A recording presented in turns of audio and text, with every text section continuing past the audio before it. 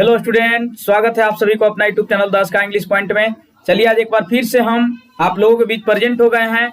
आज से Indian civilisation and culture का जो चैप्टर है लाइन बाय लाइन, वो आज हम जिक्र करेंगे इस वीडियो में। और आज से आपका ये स्टार्ट हो गया है चैप्टर। इससे पहले हम दो वीडियो बनाए हैं, वो दोनों वीडियो को आप लोग देख लीजिएगा। पहला जो वीडियो है वो महात्मा गांधी के बारे में है। दूसरा जो वीडियो है वो समरी बताया गया है, जिसमें बताया गया है कि मतलब इंडियन सिविलाइजेशन एंड कल्चर में हमें क्या पढ़ना है, क्या बताया गया है। अगर आप वो दोनों वीडियो को नहीं देखे हैं तो सबसे पहले उसको देख लीजिए। दूसरा रिक्वेस्ट है कि अगर आप इस चैनल पर नए हैं तो सबसे पहले सब्सक्राइब कर लीजिए, ताकि हर वीडियो का नोटिफिकेशन आप तक पहुंच सके और आप अच्छे तरीका से लिटरेचर की तैयारी कर सकें। ठीक है, चलिए बिना समय व्यर्थ बिताए हम स्टार्ट करते हैं। आप लाइन बाय लाइन देखिए, वर्ड बाय वर्ड एक एक चीजों को हम बताएंगे। आप बने रहिए इस वीडियो में प्रारंभ से लेकर के अंत तक और ध्यान से देखिए। देखिए क्या कह रहा है। जैसा कि हम आपको बताए थे, समरी में बताया गया था कि इस चैप्टर में जो इंडियन सिविलाइजेशन एंड कल्चर जो चैप्टर है, जिसको महात्मा गांधी लिखे हैं, इसमें महात्मा गांधी जो है ये हमारी सभ्यता और संस्कृति के बारे में बताए हैं। और दूसरी चीज की मतलब जो है हमारी पुरानी सभ्यता को कंपेयर किए हैं, जो यूरोपियन कंट्री के जो सभ्यता है उससे कंपेयर किए हैं। कंपेयर करके बताए हैं कि हमारी जो पुरानी सभ्यता थी, जो संस्कृति थी, वो कितना स्ट्रॉन्ग था। देखिए पहला पैराग्राफ में महात्मा गांधी की शुरुआत क्या चीज से हो रहा है, महात्मा गांधी क्या कह रहे हैं पहला पैराग्राफ में। अगर आपके पास किताब है, अगर आपके पास रेनबो बुक है तो आप लेकर के बैठ जाइए और एक एक वर्ड जो हम बता रहे हैं, एक एक लाइन जो हम बताएंगे, इसको आप लोग अपने बुक से देखिए और पढ़िए। और जिनके पास बुक नहीं है वो इस वीडियो को अच्छा से देखिए, जो मैं बोल रहा हूं उसको अच्छे से सुनिए और समझिए, ताकि प्रॉब्लम न हो। देखिए क्या कह रहे हैं महात्मा गांधी। कह रहे हैं कि वी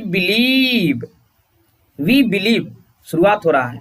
महात्मा गांधी का कहना है कि हम लोग विश्वास करते हैं, हम लोग विश्वास करते हैं दैट कि the civilisation India has evolved is not to be beaten in the world। ध्यान से समझिएगा, महात्मा गांधी का कहना है कि हम लोग विश्वास करते हैं कि जो द सिविलाइजेशन यानी जो सभ्यता है, कहाँ का, इंडिया का, हैज इवॉल्व्ड। देखिए वो वर्ड आया इवॉल्व्ड। इवॉल्व्ड का मतलब होता है विकसित कर जाना। महात्मा गांधी का कहना है कि हम लोग को ऐसा लगता है, हम लोग ऐसा मानते हैं, हम लोगों का ऐसा विश्वास है कि भारत की सभ्यता जो इवॉल्व्ड हो चुका है, जो विकास कर चुका है ना, is not to be beaten in the world. उसे पूरे विश्व में कहीं भी बीटेन नहीं किया जा सकता है। बीटेन नहीं किया जा सकता है मतलब ये कहिए कि उसको पराजित नहीं किया जा सकता है। देखिए महात्मा गांधी कितने अच्छे ढंग से हम लोगों को बता रहे हैं। महात्मा गांधी का कहना है कि हम लोग ऐसा मानते हैं, हम लोग ऐसा विश्वास करते हैं कि हम लोगों की जो सभ्यता है, मतलब भारत की जो सभ्यता है, वो पूरे विश्व में इस तरह से विकास किया है कि इसे कोई भी कंट्री की सभ्यता बीटेन नहीं कर सकता, यानी कि पराजित नहीं कर सकता है। इतनी हमारी पुरानी सभ्यता स्ट्रॉन्ग है। आगे देखिए, कह रहे हैं कि nothing can equal the seed sown by our ancestors. ध्यान दीजिएगा, कह रहा है कि नथिंग कैन इक्वल, कुछ भी बराबर नहीं किया जा सकता है, कुछ भी बराबर नहीं किया जा सकता है। कुछ भी हमारे कंट्री का जो सब सभ्यता और संस्कृति है, इससे कुछ भी बराबर नहीं किया जा सकता है ना। क्या चीज, the seed sown by our ancestors. वाह क्या बात है। महात्मा गांधी का कहना है कि हमारे पूर्वजों ने जो यहाँ सीड्स को सो करके चल गए हैं, सीड्स के मतलब होता है बीज, हमारे पूर्वजों ने जो बीज बो करके चले गए हैं, सोन करके, सो के मतलब बुनना यहाँ पर जो है ना बीटू हो जाएगा।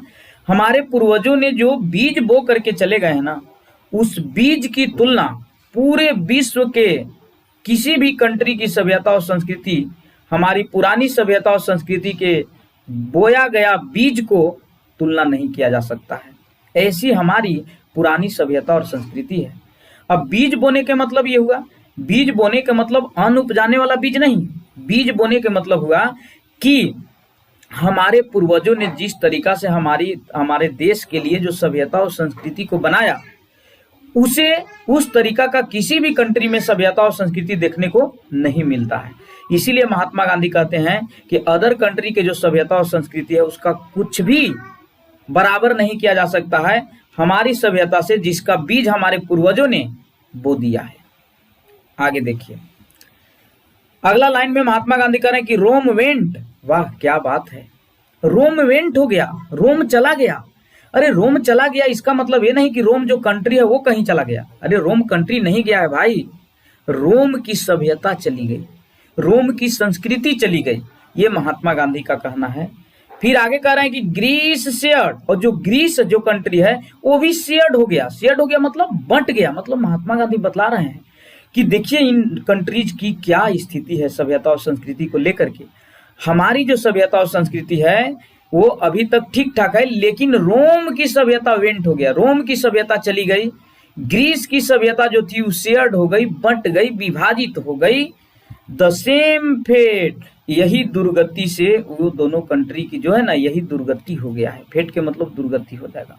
आगे देखिए, the might of the forces was broken, और यहाँ पर फोरस हम लोग कहते हैं जो मिस्र के शासक हैं, मिस्र के जो शासक है ना उनका भी जो एनर्जी था सभ्यता संस्कृति को बनाए रखने बचाए रखने की जो उनके पास अभी क्षमताएं थी वो भी उनकी छीन हो गई, ब्रोकन हो गई, टूट गई, बर्बाद हो गई, बिखर गई।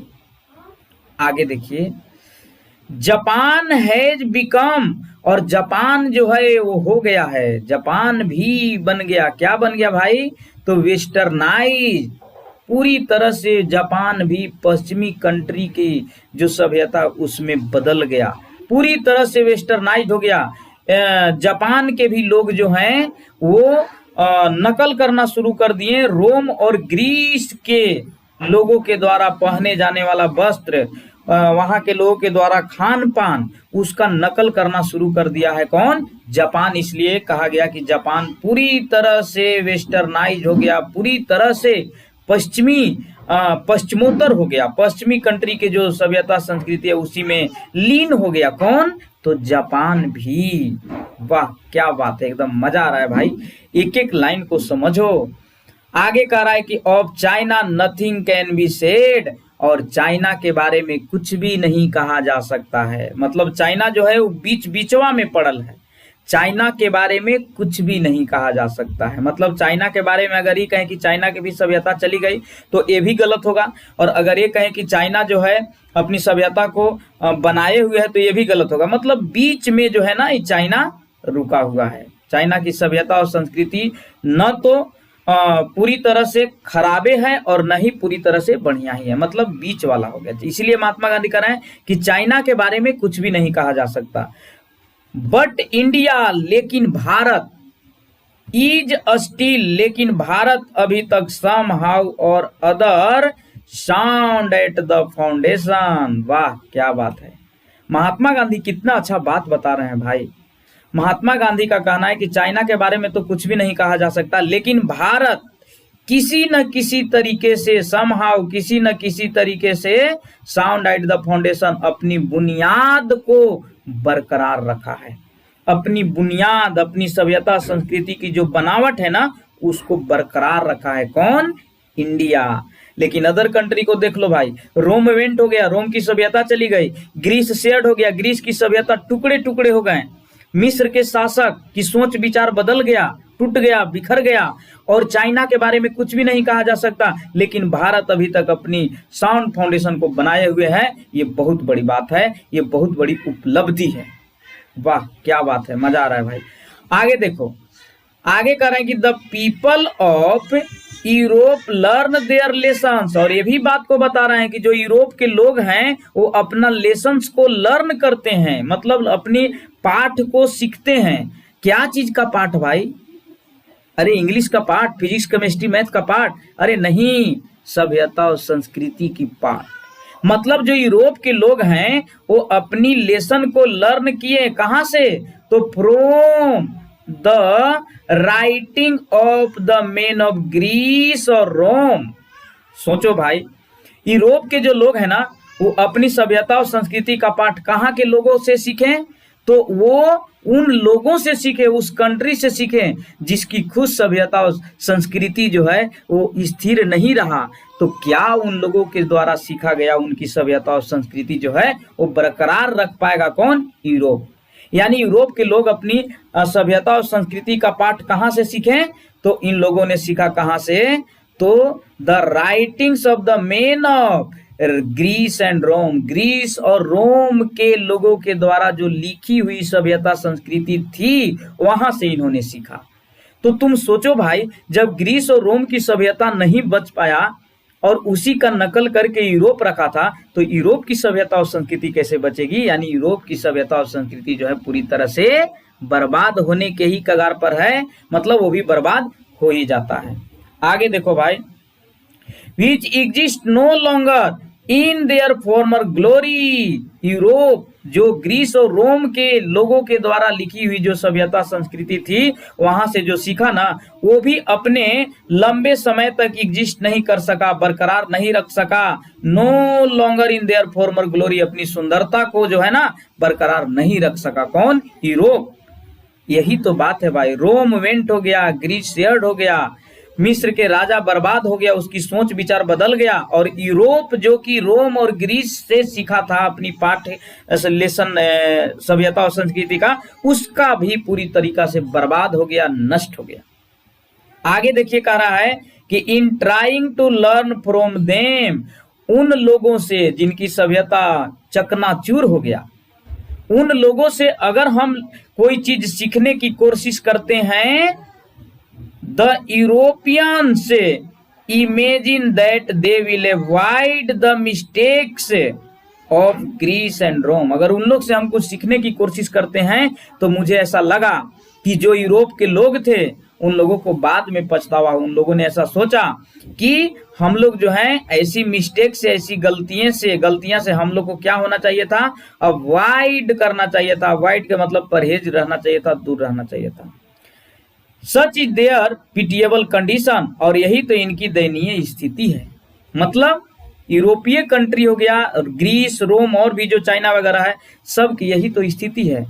लेकिन भारत अपनी सभ्यता को बरकरार रखा है, अपनी संस्कृति को बरकरार रखा है। भले ही आज हम लोग मॉडर्न युग में जीना शुरू कर दिए हैं, नए नए वस्त्र पहन रहे हैं, ऐसा वस्त्र पहन रहे हैं जो पूरी तरह से हमारा बॉडी को नहीं ढक रहा है। भले ही आज हम लोग जो है पुरानी सभ्यता को भूल गए, लेकिन हमारी पुरानी सभ्यता बहुत लंबे समय तक जीवित रहा।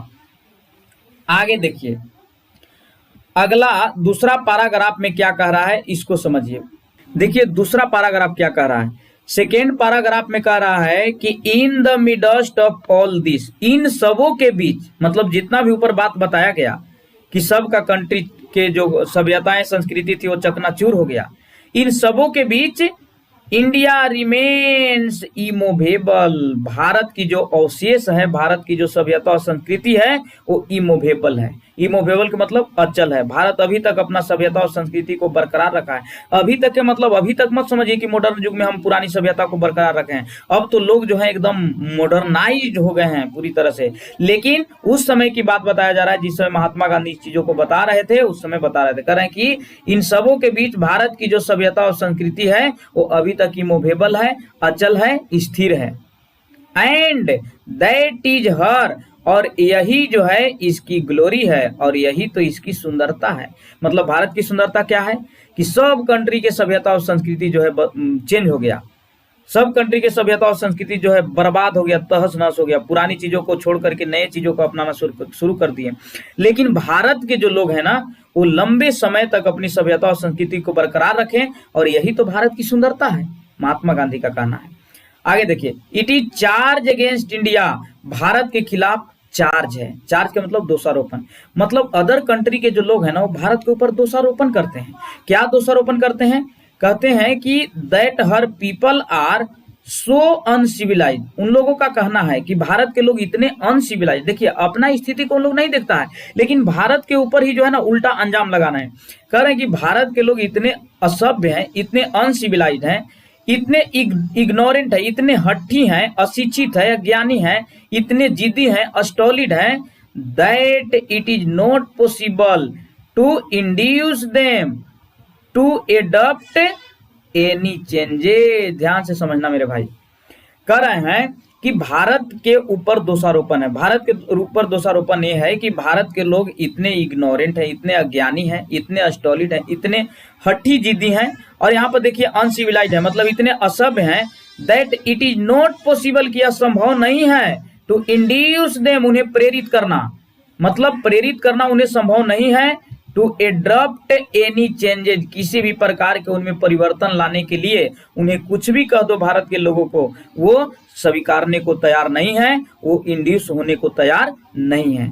ये अदर कंट्री के लोग जो है ना, यूरोप, रोम हो गया, ग्रीस, यहाँ के लोग हमारे ऊपर दोषारोपण कर रहे हैं। तब करा है कि it is charge really against our merit. Mahatma Gandhi कहते हैं कि ये चार्ज जो है ना, रियली, वास्तव में अगर देखा जाए तो हमारा मेरिट के खिलाफ है, मतलब हमारा मेरिट से रिलेटेड, कि मतलब यहाँ के लोग जो है पढ़ लिख कर अच्छे अच्छे वैज्ञानिक और जो है ना इंजीनियर नहीं बन रहे हैं, डॉक्टर नहीं बन रहे हैं। ये चीज अगर अदर कंट्री के लोग अगर इस चीज को बोलेंगे तो हम बर्दाश्त कर सकते हैं, लेकिन सभ्यता और संस्कृति पर उंगली उठाएगा तो हम इसको बर्दाश्त नहीं कर सकते हैं। व्हाट वी हैव टेस्टेड, जो हम लोगों ने टेस्ट किया, जो हम लोगों ने जांचा, एंड फाउंड, और पाया, ट्रू ऑन द एनविलॉप एक्सपीरियंस। महात्मा गांधी का कहना है कि जो भी इन सभ्यताओं से हमने देखा, जांच किया, पड़ताल किया, तो इन सभी चीजों से हमें ऐसा लगा, जो चीज मैंने जांच किया, जो मैंने पाया, ऑन द एनविलॉप एक्सपीरियंस, अपने अनुभव के आधार पर, वी डेयर नॉट चेंज, तो हम लोगों को साहस नहीं हुआ कि हम अपनी सभ्यता और संस्कृति को हम लोग भी चेंज कर दें, हम लोग भी बदल दें। ऐसा हमें साहस नहीं हुआ। जब हम अदर कंट्री के लोगों की सभ्यता और संस्कृति को मैंने देखा अपने नजर के सामने बदलते हुए, तो हमें हिम्मत नहीं हुई कि हम भी अपना सभ्यता और संस्कृति को बदल दें। मतलब अदर कंट्री के लोग जिस तरह से कपड़ा पहन रहे हैं, जिस तरह से खान पान कर रहे, वैसे हम भी करें, हमें साहस नहीं हुआ मेरे भाई। ये महात्मा गांधी का कहना है। आगे देखिए, मेनी थ्रस्ट देयर एडवाइस, बहुत लोग जो है ना वो अपने सलाह देने के लिए थ्रस्ट है, मतलब लला रहे हैं, प्यासे हुए हैं, अपॉन इंडिया। बहुत ऐसे लोग हैं अदर कंट्री के लोग जो भारत को सलाह देना चाहते हैं कि मतलब ऐसे करो, वो करो, है ना। एंड सी रिमेन्स स्टडी, मतलब बहुत लोग जो हैं अपनी प्रभुत्व तो जमाना चाहते हैं कि भारत के लोगों को सलाह दिया जाए कि तुम भी इस तरह के वस्त्र को पहनो, इस तरह के खान पान करो, लेकिन इन सबों के बीच भारत जो है ना, इसकी अवशेष जो है स्टडी है। स्टडी का मतलब स्थिर है।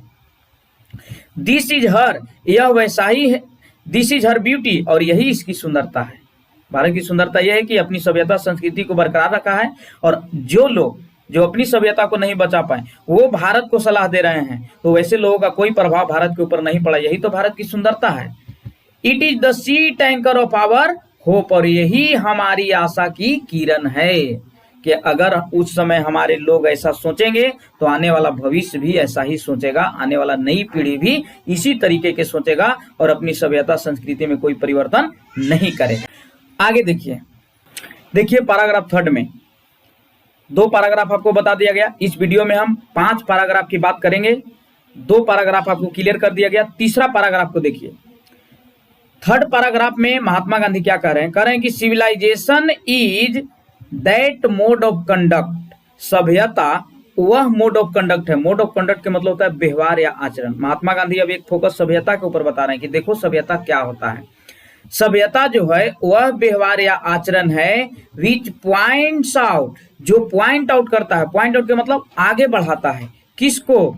टू मैन, इंसान को आगे बढ़ाता है। To the path of duty, वाह क्या बात है।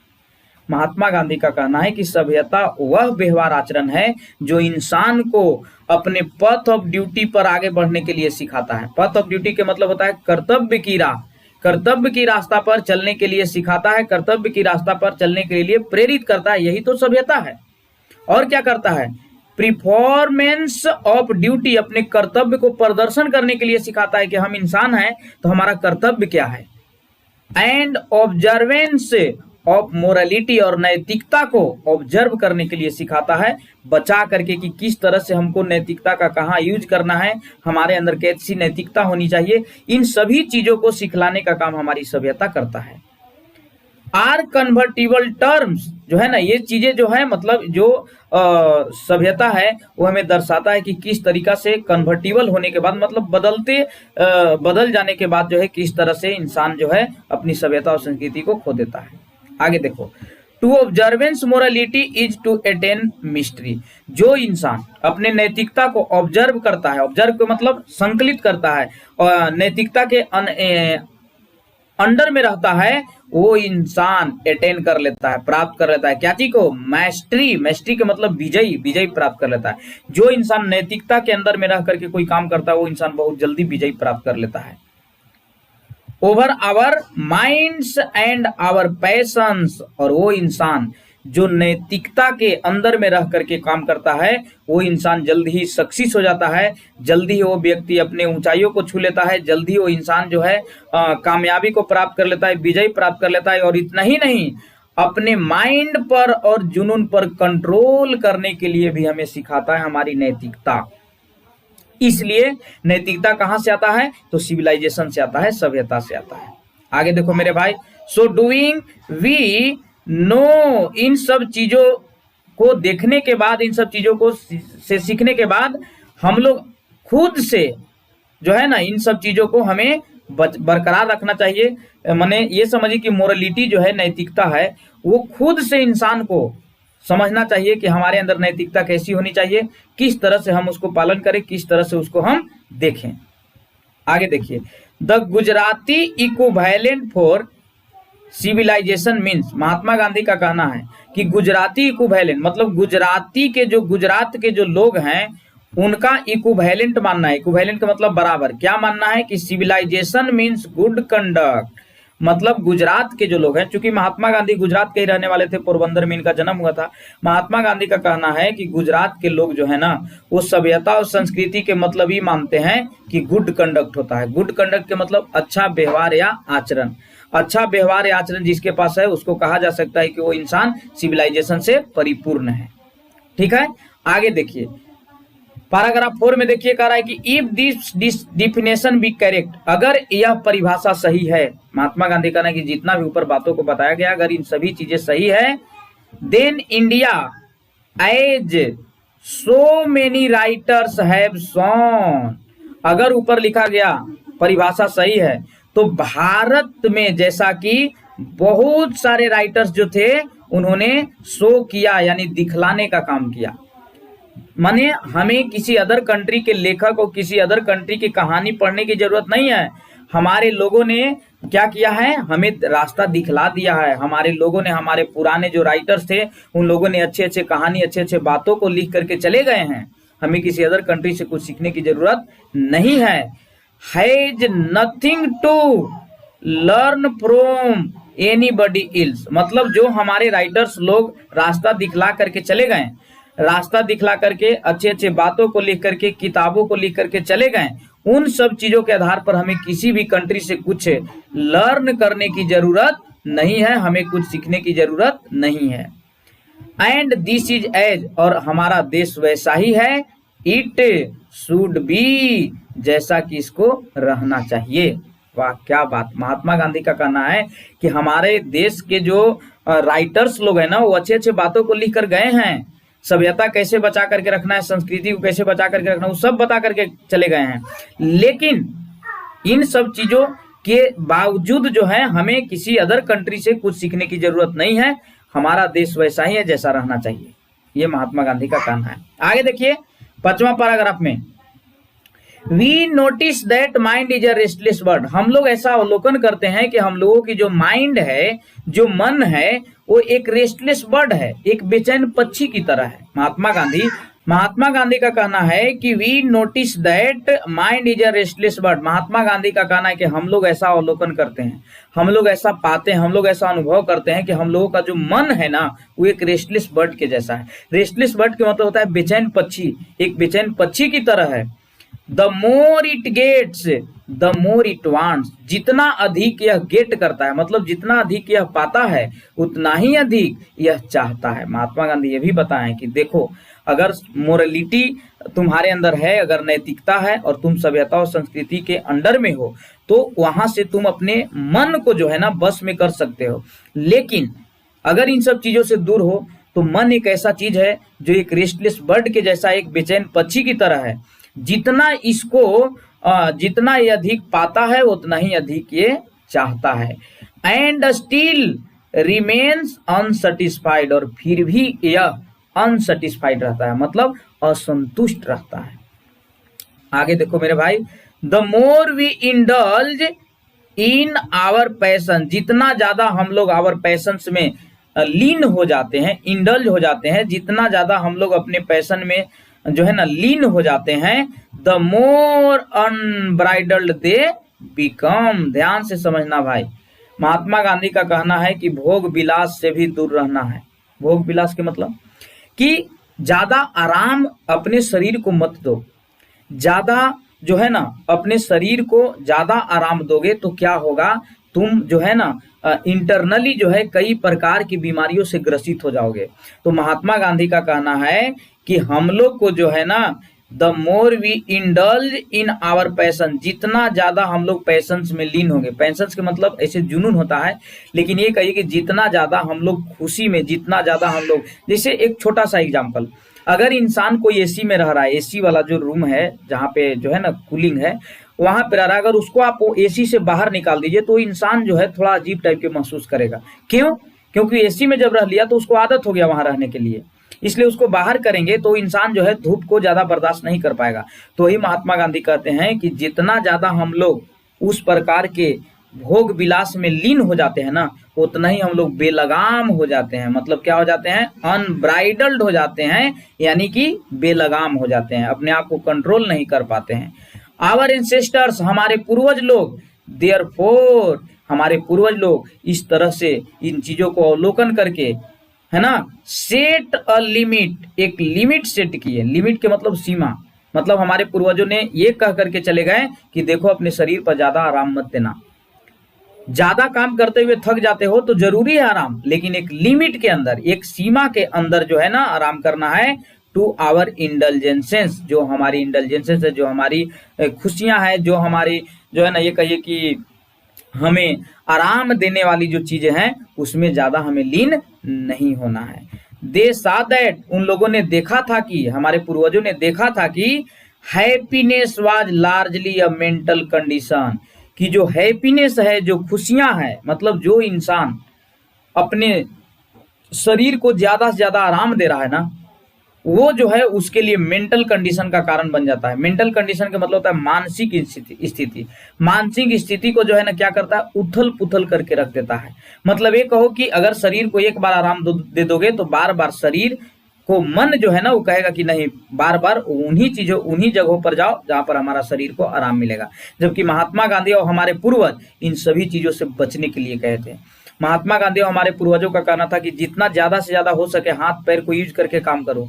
इससे होगा क्या कि तुम्हारा जो शरीर है वो भी ठीक रहेगा, और ये भी बताए थे कि हमारी सभ्यता और संस्कृति को कैसे बचा करके रखना है। भले ही आज हम लोग सारी चीजों को भूल गए हैं, वो बात अलग है, लेकिन फिर भी हमारा सभ्यता और संस्कृति लंबे समय तक बरकरार रहा था। ठीक है, तो यहाँ पर यही चीज बता रहा है कि happiness was a largely mental condition. जो इंसान हमेशा हैप्पीनेस में रहना चाहता है, हमेशा खुशियों में रहना चाहता है, हमेशा खुशी के मतलब देखिए, ऐसा नहीं है कि इंसान खुश न रहे, खुश रहे, लेकिन ये जो शरीर को देने वाला जो खुशी है ना, उससे दूर रहने के लिए महात्मा गांधी कहे थे, और हमारे पूर्वज भी कहे थे। अगर उस ज्यादा उन सब चीजों में लीन हो जाया जाए तो वो जो है हमारी मानसिक स्थिति को उथल पुथल कर देता है। यही महात्मा गांधी को हमारे पूर्वजों का कहना था। ठीक है, आशा करते हैं यहां तक आपको समझ में आया होगा। अगला वीडियो में हम पैराग्राफ 6 से आगे हम बात करेंगे। आशा करते हैं कि वीडियो आपको अच्छे से पसंद आया होगा। ठीक है, तो थैंक्स स्टूडेंट्स, मिलते हैं नेक्स्ट वीडियो में, तब तक के लिए सभी को धन्यवाद।